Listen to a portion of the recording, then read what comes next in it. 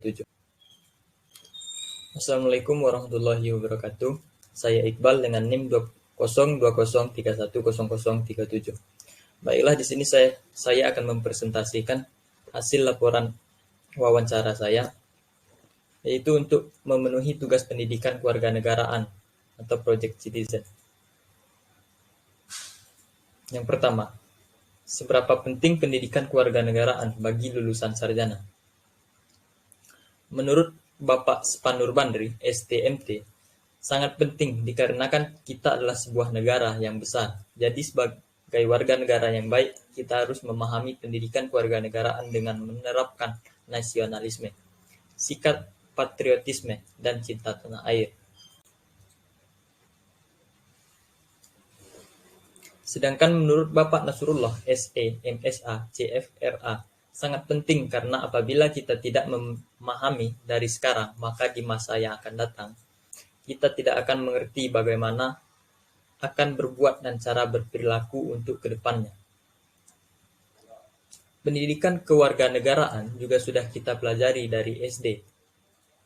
Kita juga harus dapat membedakan keperluan untuk negara dan untuk diri pribadi kita masing-masing. Yang kedua, apakah telah menerapkan pendidikan kewarganegaraan di lingkungan saat ini? Menurut Bapak Dr. Spanur Bandri, STMT, untuk lingkungan kampus sudah menerapkan dengan adanya mata kuliah pendidikan kewarganegaraan. Maka dari itu mahasiswa harus lebih dapat menerapkan sesuai tuntunan dan mengaplikasikannya dengan benar. Menurut Bapak Nasrullah, SEMSA, CFRA, umumnya mahasiswa zaman sekarang malas membaca sejarah dan hanya tahu sebagian kecil yang berujung menjelek-jelekkan pemerintah. Padahal apabila kita mengerti dan bagaimana perjuangan bangsa ini dan paham dengan sejarah, tidak akan memburuk-burukkan dan lebih menghargai perjuangan. Sarannya yaitu lebih banyak membaca agar lebih tahu tentang sejarah negara Indonesia.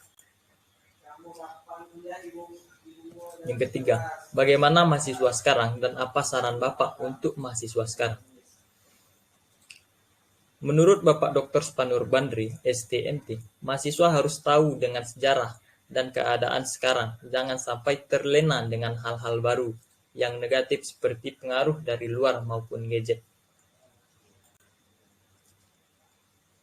Sedangkan menurut Bapak Nasrullah SE, MSA, CFRA, mahasiswa harus dapat bersosialisasi melalui secara langsung dan mengurangi video via online agar dapat mengaplikasikannya di masa yang akan datang. Contohnya anggota DPR sekarang berasal dari mahasiswa yang aktif pada zamannya.